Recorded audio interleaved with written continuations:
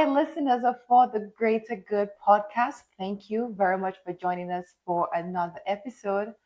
I am Chanel Dubique, one of your co-hosts here. Hi everyone, I am Uzumako or Jacko, another one of your co-hosts. Really excited for this episode. We are finally in person recording, so it feels good. So we're Yeah. on the couch again. Yes, That is true. we are Indeed. on the couch. Thank you. I know. Yeah. Life happens, circumstances happen. We're both busy Yeah. and doing good things. But we have a really good episode for you, which is encompassing honestly what we've both been busy with is making life happen. It's called Money, Power, and Self-Worth. Why women undervalue themselves? Why do we undervalue ourselves?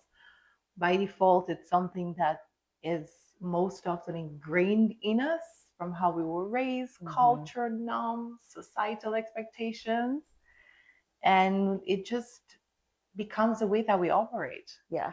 It's a topic of conversation right now, especially just with everything going on. Money is the number one thing on everyone's minds. How do we manage it? How do we budget ourselves now? Rearranging things, having to adjust to new norms. So we really wanted to bring this conversation to light, especially in this context, so that we can just help each other learn where a lot of these initial thoughts about how women and money and their relationship and where a lot of that comes from, and just to how we can continue to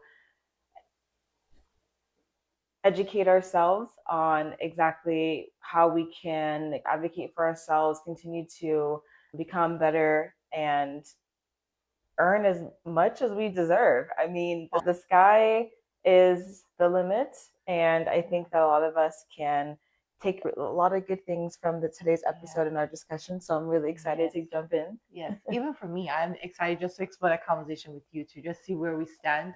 You know, not all the time you stand in the same space as somebody else when it comes to money and finance, and it is so intimate. So I understand. So we'll start with the emotional meaning of money. When you look back at your childhood of the women around you growing up, what message about money do you think shaped your self-worth the most? I think it just has to do with something that we've talked about multiple times, just what career path that we want to take. I think that our parents, when they grew up, they had a very certain understanding of these specific careers are the most high earning. They're the ones that are going to provide the most stability, allow you to take care of not only yourself, but a family in the future. And that was just their main mindset. And so for me, that formed my whole relationship with money. Then just watching my parents navigate those challenges, like how they were raising me, my four other siblings, the things that we couldn't afford, the things that my parents put more value in. So obviously making sure that there's food on the table, cooking, groceries, those are the main things. Then occasionally there's those extra spending where we want to go to the movies, we want to go on a family trip, we want to spend time together. Yeah, want to go out to eat. Sunday brunch was our family tradition after church, IHOP. So we made time for that. My parents listened to us every school year wanting to get supplies. So that's what shaped my understanding of money. So in my mind, I was like, okay, my parents care a lot about making sure that we were just well provided for. Yeah. That was the main thing. Amazing. That's good to have had that perspective. I would say from my childhood, there was scarcity. There was a work hard for what you want to earn. Nobody's going to give it to you. It's not going to be handed to you. Yeah. And you have to make sacrifices for what you want. You either choose the breakfast or you choose the lunch. You know, you either choose what it is that you're going to. Do you want a grand breakfast so you can do a mediocre meal and be satisfied with it? So what do you want to have that is going to make you happy, sustainable, fulfilled? Right. And the women in my circle, I saw a lot of hardworking women. So I knew the effort and the importance of hard work. But it was also, why do the women have to be the one working hard? Where were the men? They were also contributing, but I think maybe it's because culturally you think that effort comes from the man, and then you see the woman in those spaces and you see her pulling her weight for the family. It becomes admirable because then you are thinking, wow, I guess this is really good that she's doing that. Maybe I can do it too. So it becomes an inspiration for you. And also for me, there was one particular woman growing up, Nenen Marjorie, and she was like Nenen, godmother in our language. That's what it means. And she would take care of a lot of the community children, the village children. You know, if they needed this, she was a teacher. Mm-hmm. So she knew the importance of education and what children would need for them to want to go to school. Yeah. So I saw all of those things happen in my life. But one of the predominant underlying conversations about money itself was the absence of it. It came and it went immediately. There was no holding on to it. There was no growing of it. There was no more of it. It almost like if it came and you didn't know where it was supposed to go, you held on to it so tightly because you didn't know when it was going to come again. And then to release it meant that, all right, well, what are we giving up? What can we not afford anymore? So for me, it gave me the mindset that you either work hard for what you want or somebody else needs to come into the space and take care of you. A man, a figure. And yes, I'm not going to be with a woman. So that would be a man stepping into that space to take care of me. Yeah. Do you feel like many women are actually chasing that financial stability? I mean, given in your culture being that there was more scarcity, or now chasing that stability or emotional safety?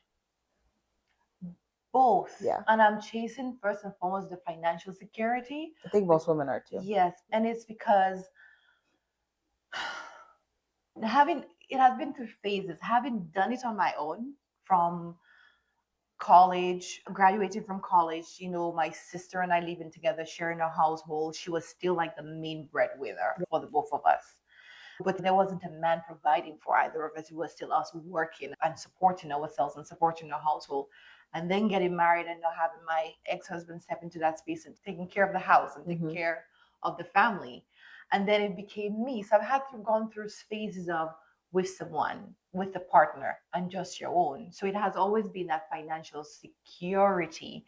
But right now, it has disrupted my emotional safety. And so because I'm like primary household, it's just me and I'm in a different country, things are different. You must work, you must provide. You don't have the family to call, and if something happens, you have to do this. So when the financial security I feel like is very much there and it's present and you feel comfortable with it, the emotional safety and stability will come. And from my end, I do know if there is financial instability, it does impact my emotional space. How do you feel about that? I mean, I think first and foremost, everyone wants to be financially stable. I think that brings a lot of peace of mind. So I think I would agree with you though. I think a lot of us are chasing both, but I think we have to put that stability first in mind because without knowing that our bills are taken care of, that everything that we need, our basic necessities, like those are taken care of, can't really be at peace. We can't really function, you know, we're going to be constantly on edge, worrying about the next thing, the next paycheck. What am I going to be able to cover this month? Where am I lacking? Where can I make sacrifices? And then it's like sad when life happens.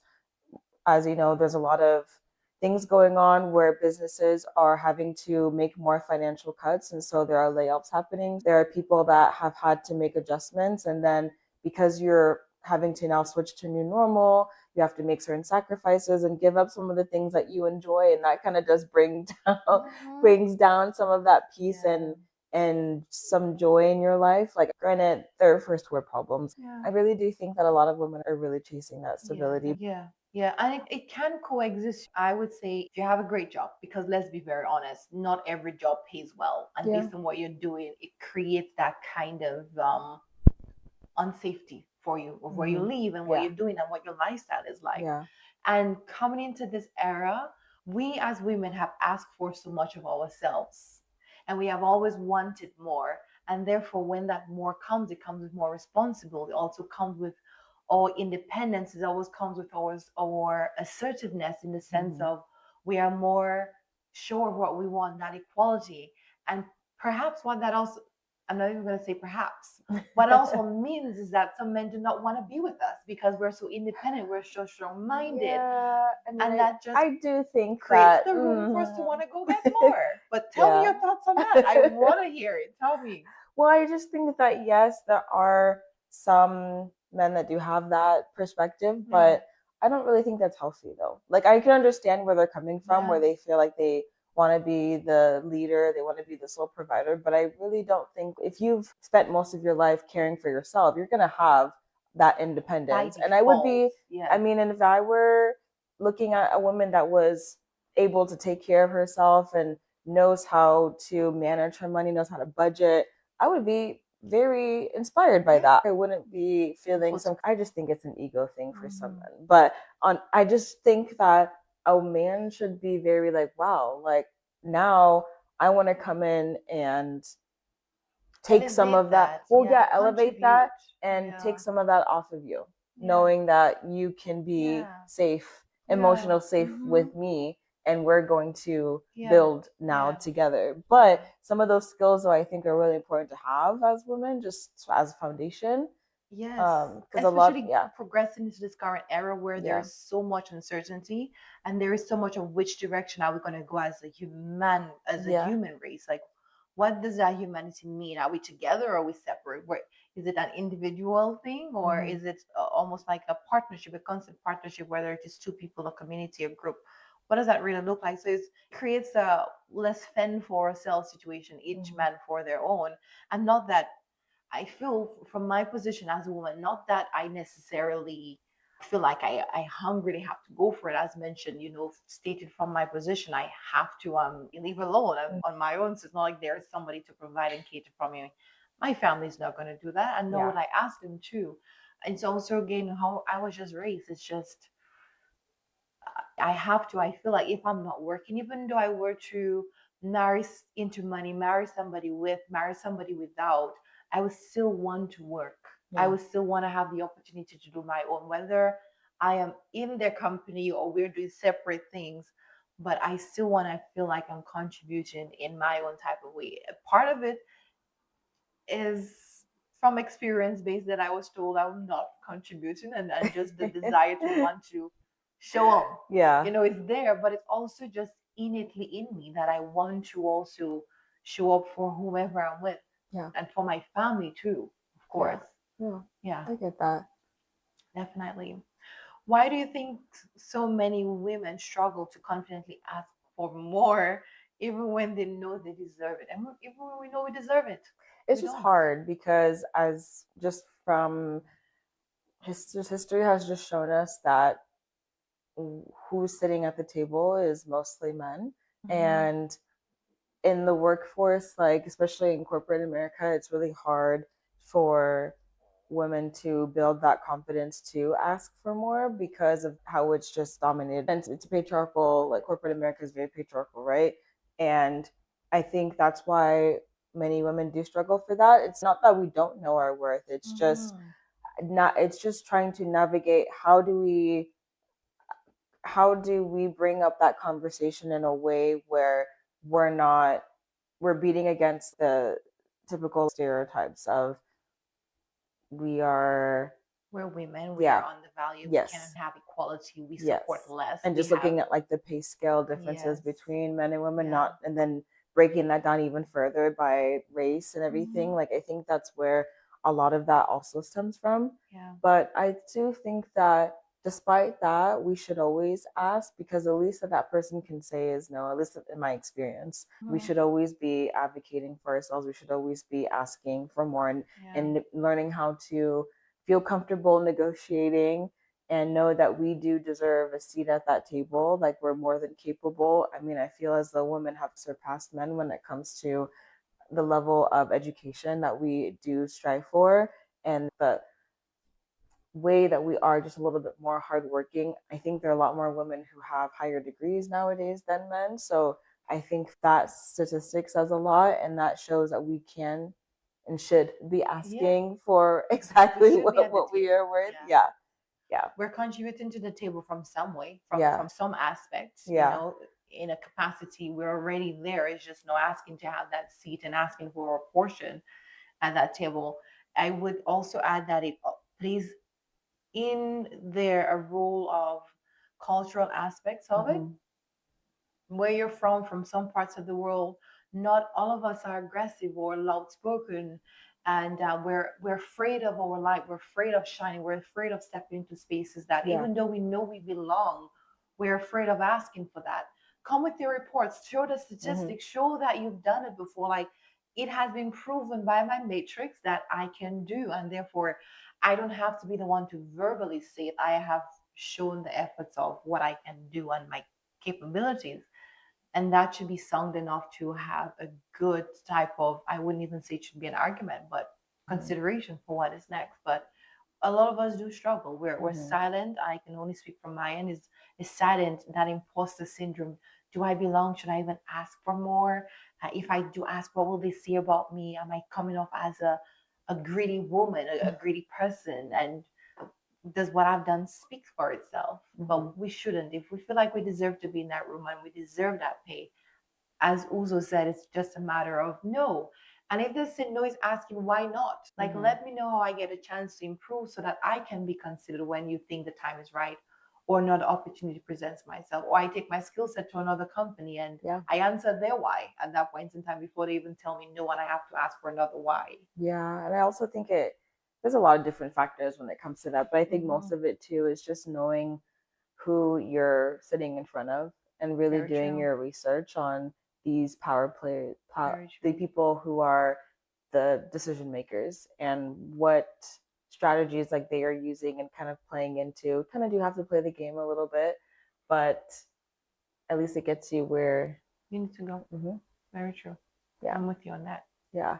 And then I mean, just what you were saying too, like feeling afraid to advocate for yourself and ask more because you are minimizing yourself because as you mentioned, like you don't want to be seen a certain way. Have you yourself found that you have the reason why you didn't ask was because you were trying to remain like likable or just feel safe in your company? 100%. Yeah. I was afraid of being seen. Yeah. If I ask for more, I'm putting myself to Out the there, light. yeah. I'm gonna be a target now. I'm gonna be looked at more closely. So it was just being, it was feeling like I did not deserve to be in the space, and I didn't want to be. I didn't want there to be any objections against what I was positioning myself for, what I was asking for.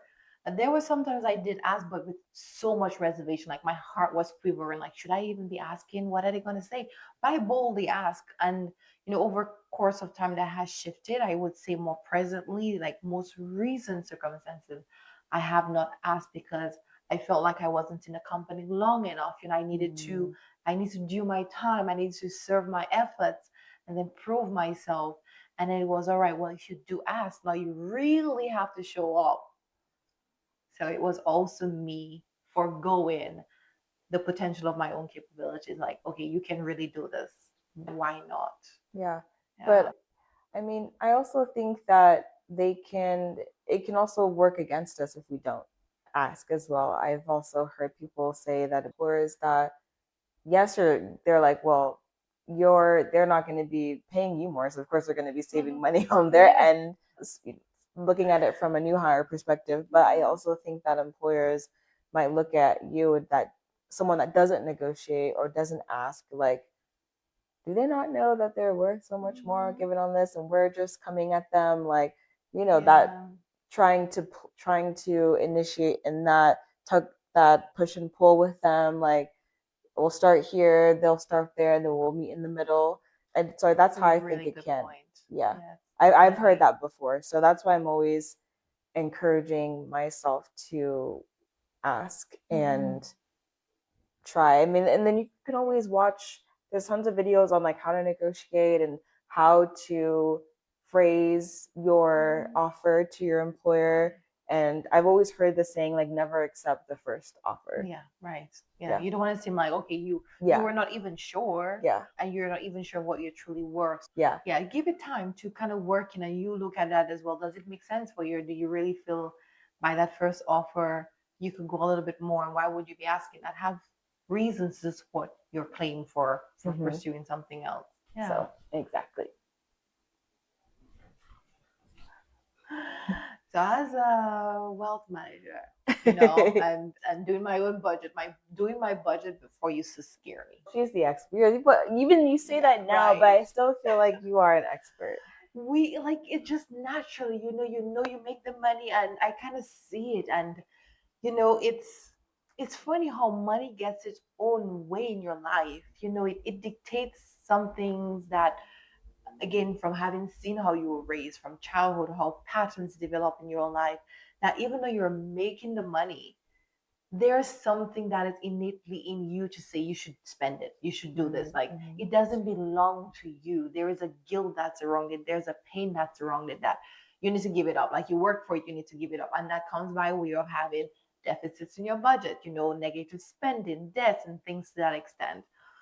But it is so beautiful and healing, and I would say such pride to just do your budget, whatever it looks like, and know that if you need to have a game plan, do your budget and have a game plan in place. Whether the game plan is just for you to be able to get to some place where you can comfortably face it every month and face whatever in there that you were afraid to do in the first place, but to get out of the situations that we have found ourselves in and we find ourselves in, or to even figure, okay, I'm at a good place. There's a surplus in my budget.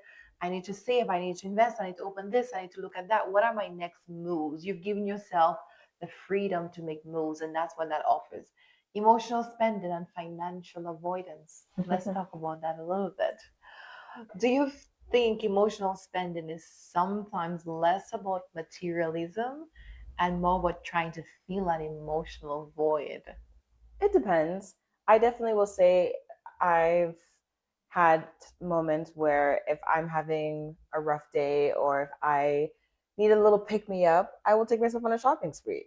And it's not even about, like you said, trying to get, I don't even need new clothes. I don't need new stuff, but it does make me feel better to go out and try on new stuff and to, even if it's just window shopping or picking up something small, like a new piece of jewelry, something to add to my collection. Yeah. I wouldn't say, I guess in some instances it can be an emotional void because whatever it is that you are trying to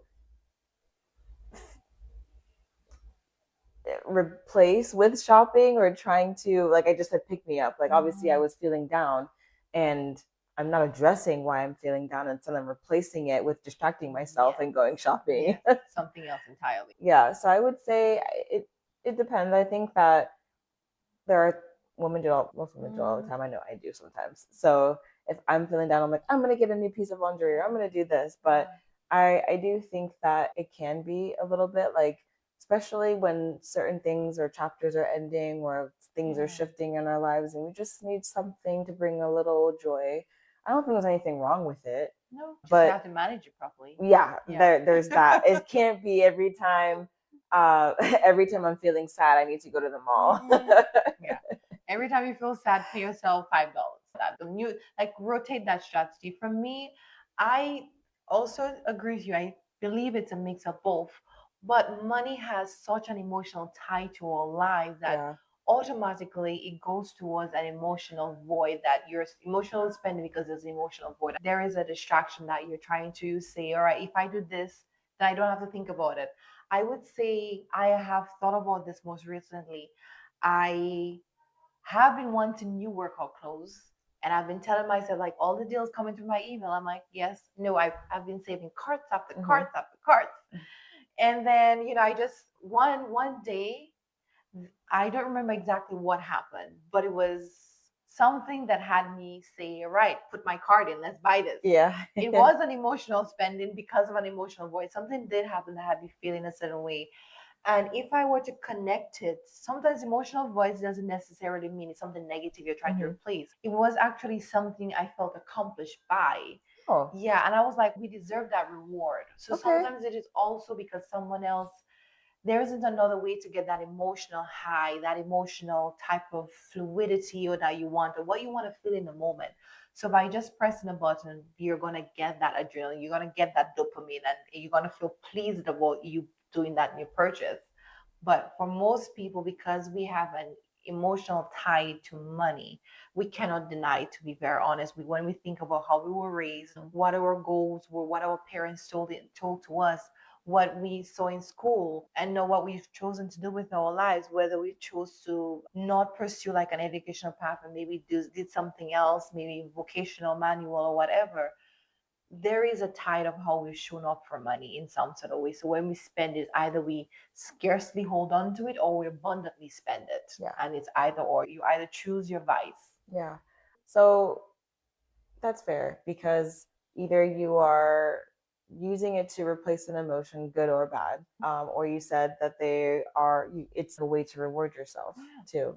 Yeah. So, like I said, it's not always like a good or not always a bad thing. No. Yeah. But I definitely think something that comes to mind too is like, why do so many successful or outwardly put together women still find it challenging to face their financing? We identify by how much money they are making. Yeah. We identify them. So for us, that is our image. Our money is our image. But the way that we put that image, we buy the cars or we don't. We buy the clothes or we don't. We spend it on fitness gear or we don't. Or we spend it on jewelry or we don't.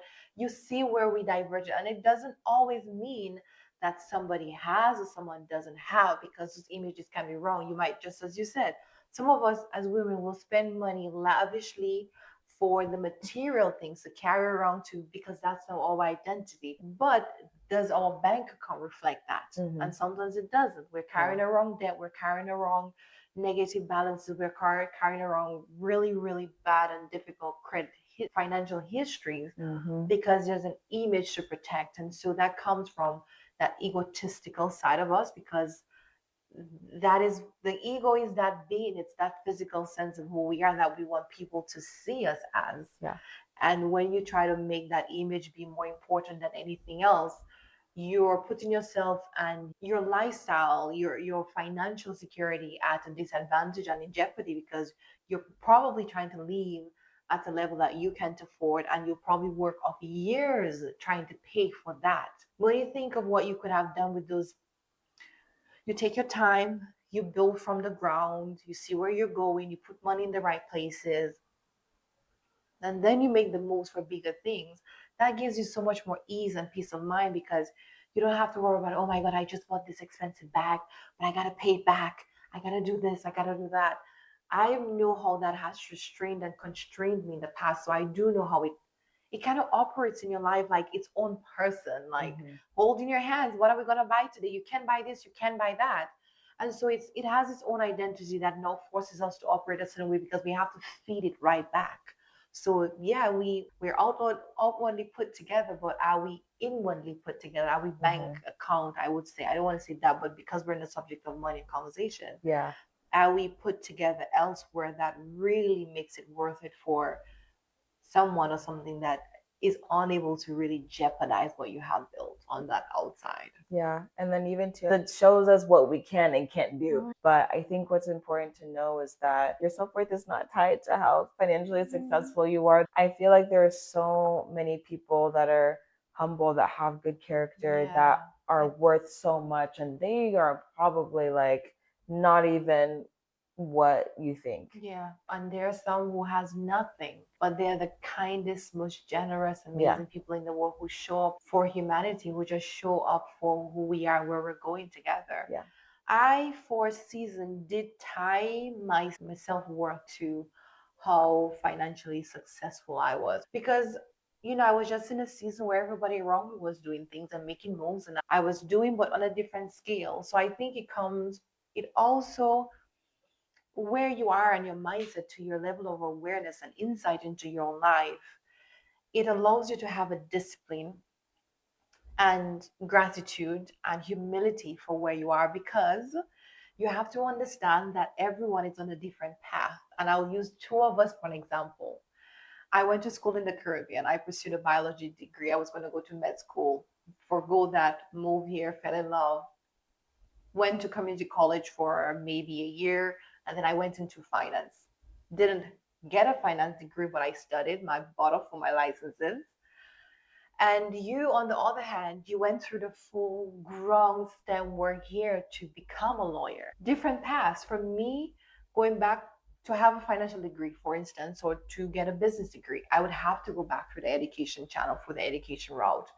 No, that means I am, at this point in time, let's just say how many years I've been in the US. I'm 13 years behind you, really. So we have to give ourselves the grace to understand that we all came from different circumstances. We all came from different opportunities. We all came from different paths. And we cannot look at each other with the same type of scrutiny and ourselves with others, because it would be so wrong and discrediting to the work that you have done. Don't be difficult on yourself. Go with it with gentle grace and an understanding that's going to take effort, and it's going to take your compromise. It's going to take your looking at this and really doing the work that you feel like you're capable of. We shouldn't tie ourselves to our financial success and our self worth, but we do.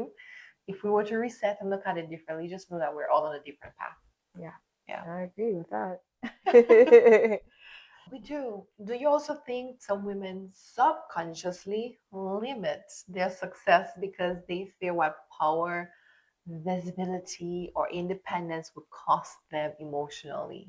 I think some, but not all. I think there was this topic came up in the conversation of wanting and how do you manage your time with your families and things like that. I think it Yeah. came up with the Emma Grade episode that went viral, and how Mm-hmm. she talked about how she managed her time and the amount of time she's had for her kids, for work, and everyone was like going crazy. The internet was just mind blown. And I'm just like, actually, that actually makes sense. But I don't think that it's a way women actually limit their success because of what it might cost them on that end. I think that they know what they have to do, and they know that they're just going to have to make certain sacrifices, and they find their way around that. And I think they just have partners and supporters around them that understand, okay, this is where they're trying to go in their life because they see value in this, and this is just the type of woman that they want to become. Yeah. And now as a result of that, this is how much time I have to dedicate to my family. But at the end of the day, everyone is, it's not like they're lacking. Everyone is provided for. Everyone, the things that they value, they're making time for that. So I think that's the most important thing. So I don't think it's a way of like, I think some women may limit that because they're like, well, I want to have more work life balance, or I want to be able to travel and things like that. But I think it just depends on what you value. If you value certain things, and you're going to set yourself up in a certain way that will allow you to have that. Yeah. But if you value being financially stable, you value growing your portfolio, you value multiple streams of income, then you're going to make time for that, and then you're going to make sacrifices in other areas. And I think some women may not see, like, the difference will come with different women that just see value in different things. So if you have friends that just think differently, that value work life versus you, like, yeah, they're going to be that, those differences, and may not understand where you're coming from, but I think they can respect that though. Yeah. Definitely. I would add that I do not think that it is a subconscious fear that we think is going to cost us who we are emotionally, because we do not know that it's going to cost us until we get there. Mm-hmm. So a lot of us just go with the fear, I would say, of failing. And then when that happens, all that tax on everything else, which is that emotional burden, that emotional part of that cost, where we're burnt out, we are feeling disgruntled, we're feeling discouraged, we're feeling unmotivated because we went and pursued that thing, it didn't happen, or we pursue it so hard that we can't even give anything towards a partnership, whether it is to a spouse, a boyfriend, children, family, parents, because we've given so much there, so it's just harder to know, give that balance over to someone else. And we and talked about it, that burnout conversation, in maybe 3-4 episodes back. It comes at a cost, it comes at a sacrifice. And because when you get there, we are humans, we are meant for community, we're meant for gathering. We look back from that mountain peak, and then we're wondering, who is beside me? I just run that up by myself, and there's nobody there to celebrate, no pom poms, no cheering on. That has an emotional cost to it. But again, we don't see that until we get there, because in the heat of the moment of driving there, that's not our thought. We're just like, I'm going, I'm making stuff happen.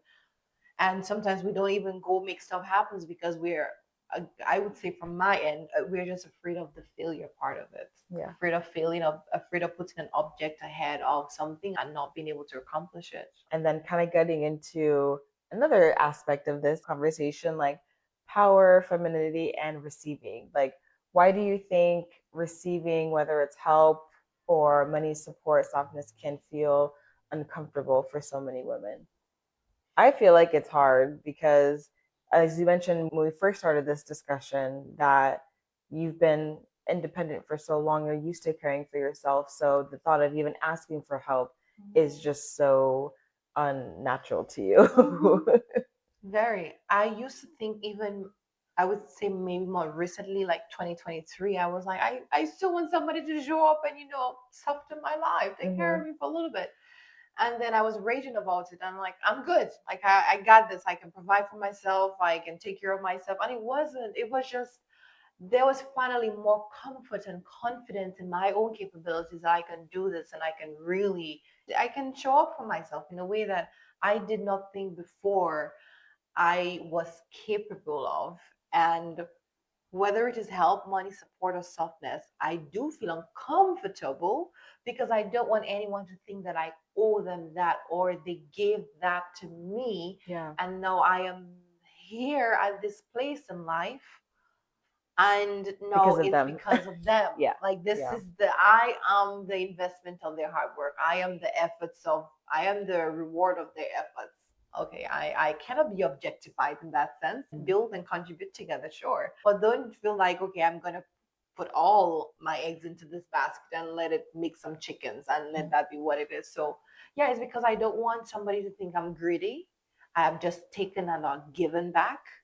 And I just don't want anybody to feel like I owe them. I also just think that I understand how it can be viewed as that, but I also think that we can heal that part of our mind by just shifting the perspective and saying, like, it's okay to ask for help. I think that your community can contribute to your success, and that also has a lot to say, that you have a lot of people supporting you. And it's not a bad thing to also say, like, okay, I this person helped me, that person helped me, I owe it to them for their support, and I wouldn't be where I'm at today without my tribe, my community. I don't think that's a bad thing. It's not. You're so right. I appreciate that perspective. I really held the image of a man in my head in that response. I'm sorry, man. But it's not that you guys are bad people. It's just for me, it's just uncomfortable. But you're right. If there is an openness and there is just, I would say, trust and comfort, I can see myself opening up the possibility of seeking Yeah. help as needed. Yeah. Yeah. Do you think hyper independence has been normalized as empowerment when sometimes it is actually self protection? Definitely.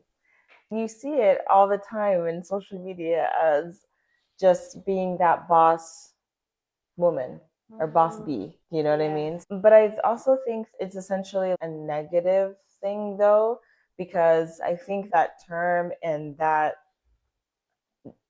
I would say, that mindset where that came from and that energy, that a lot that social media and other people that have talked about it are trying to embody now. You hear it in music and all of that. I think it's just a way to just give us more encouragement just as women, because we've just spent so many years throughout history just being undervalued, underappreciated, and giving us that encouragement to go after our dreams and pursue the things that we know that we deserve to pursue, because now that we have the resources and access to do so.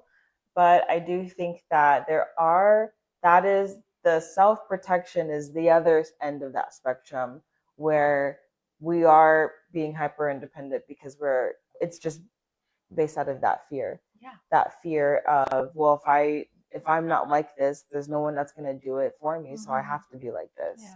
And I think that is something that can be worked through with journaling, with going to therapy, and understanding like where the root of that comes from. Most of it is childhood, most of it is trauma, and it's things that we didn't have any control over. So I think by me saying it like that, just giving yourself grace for having that hyper independence, because you there was no other way that you knew how to survive other than being that. I appreciate that. That's a Just, lovely thought. I mean, it just is. You can't fault yourself for needing to know how to survive. And then for some people, that's the only, if it weren't for them, no, there's no one, they don't have anyone around. You mentioned it earlier, like there's no one around to help support. I can't rely on, some people can't rely on family. Some people just don't have that, unfortunately. And they can't help that. Yeah, very true. Thank you. Yeah. And then looking at rebuilding financial self worth, what does financial confidence to you look like beyond having money? I would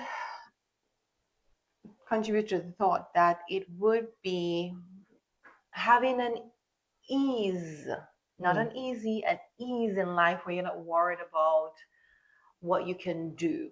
Your daily bills are paid, but can I travel? Can I not?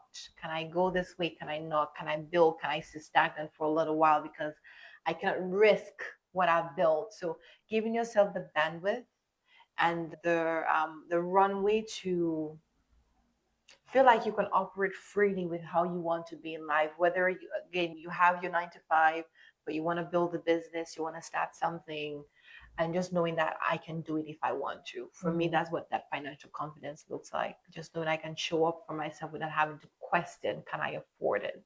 That's true. I like that.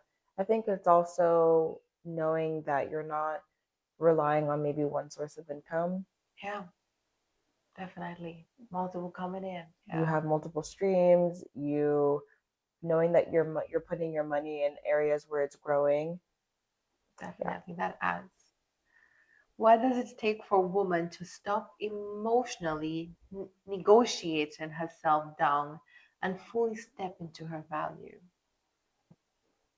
I think it just starts with what we've talked about earlier, just really knowing, just knowing your worth and knowing that it's okay to advocate for yourself and that you should and you need to, because no one is going to do that for Yeah. you. I mean, there are people that you have in your professional circle that care about your professional growth and will mention you in rooms that you may not always be in. But again, at the same time, that's not always the case. Um, yeah, I think that once you just start understanding that as a woman, just because you are a woman doesn't mean that you have to continue to stay in this place of, we're just like statistically we're going to always be once a certain percentage when it comes to our earning capability. Mhm. Knowing like that's just, yes, that may be the statistic, but I'm going to just having that confidence that you know that you can overcome that and Yeah, that it can be overcome. it can be absolutely. I would add, remind yourself that you belong. If you're considering to work for something to be there in the first place, remind yourself that belong. Mm-hmm. You've done the work, you have accomplished and achieved the things that put you into that space for consideration.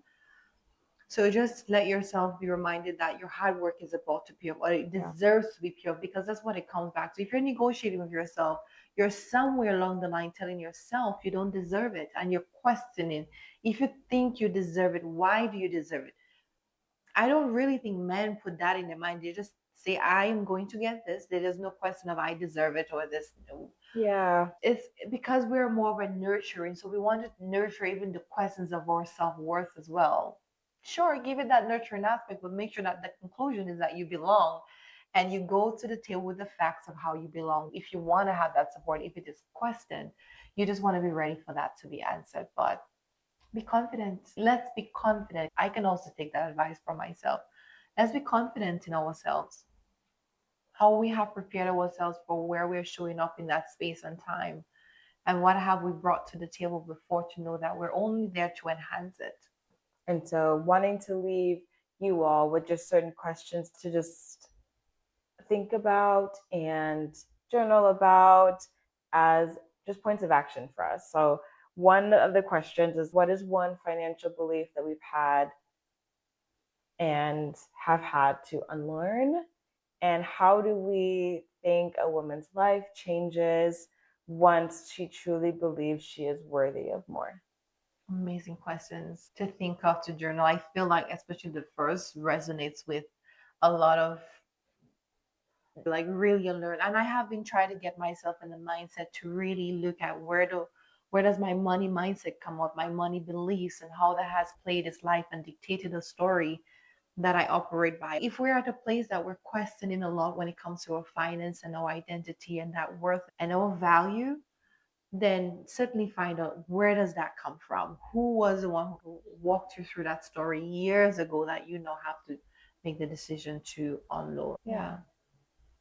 So thank you guys so very much for listening. I do hope that you have the opportunity to think a little bit for yourself when it comes to just your finances. Don't be scared of that budget. Don't be scared of looking at your cash flow. Where are things going? What are you looking at building? What do you really want to see happen for your life? And put that pen to paper and use that as a point of just advocacy for what you want to see happen in your life financially moving forward. Yeah. Take these questions that we've been asking ourselves and we've asked you to think about just as healing actions and ways to just evaluate your life. And as Chanel mentioned, things that we need to just dig up and just take a second look at. But honestly, this is just a really great conversation that I think a lot of us need to have, all of us need to hear, especially now, as things are changing, as we've had to adjust to new normals. It's really important that we never forget that we do belong and that it's okay to make certain sacrifices. It's okay to understand where these money beliefs come from and how we can apply that to how we want to move forward. Absolutely. Thank you guys so much for listening. Social links, everything, Instagram for Amazon, Spotify. Links will be attached. Take a listen as well, and also drive others to listen to somebody that you love and care, and their money as well, too, their pockets. Share this episode with them, and we thank you in advance for listening and for sharing. Yeah, thank you. We'll see you all on the next episode.